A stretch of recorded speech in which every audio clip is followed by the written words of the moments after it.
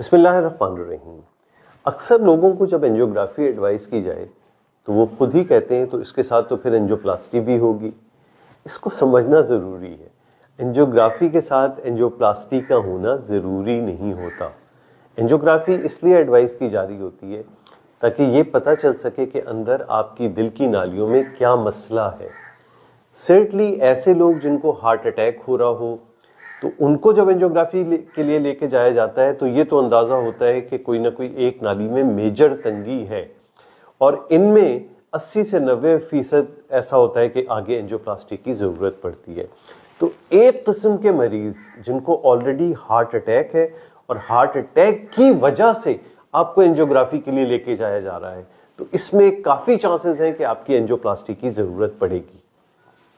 اس سے ہٹ کے دوسری وجہوں کی وجہ سے، جیسے کسی کو انجائنا ہے، کسی کا سٹریس ٹیسٹ مثلا ای ٹی ٹی یا تھیلیم یا اور کوئی ٹیسٹ پازیٹیو آیا ہے اور یہ اندازہ ہو رہا ہے کہ بھئی آپ کو مسئلہ ہو سکتا ہے، ایسی صورت میں اینجیوگرافی کے بعد منحصر ہوگا کہ آپ کی دل کی نالیوں میں تنگی کی نوعیت کیا ہے۔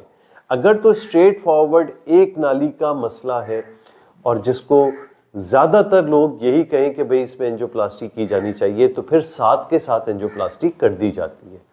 لیکن دو یا دو سے زیادہ نالیوں میں مسئلہ ہو، ایسا مسئلہ ہو جس کے لیے سوچنے کی ضرورت ہو کہ کیا اینجیوپلاسٹی کرنی فائدہ مند ہے یا بائی پاس کی طرف جایا جائے، تو پھر ڈاکٹر اینجیوگرافی کر کے رک جاتا ہے اور پھر ڈسکشن سے، ایک ہارٹ ٹیم میٹنگ سے اس بات کا فیصلہ ہوتا ہے کہ آپ کے لیے مناسب علاج کیا ہوگا۔ تو کنکلوژن بتانے کا یہ ہے کہ اینجیوگرافی کے بعد لازمی نہیں ہے اینجیوپلاسٹی۔ ہارٹ اٹیک کی صورت میں زیادہ تر چانسز اینجیوپلاسٹی، لیکن بہت پیچیدہ مرض نکلتا ہے تو اس میں بھی بائی پاس کی طرف جایا جا سکتا ہے۔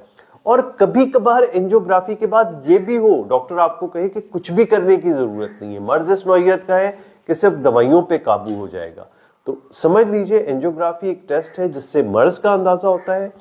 اگلا اسٹیپ ڈاکٹر اپنی دانست کے مطابق فیصلہ کرتا ہے یا مشوروں سے کیا جاتا ہے کہ آپ کے لیے اینجیوپلاسٹی، دوائی یا بائی پاس کا علاج۔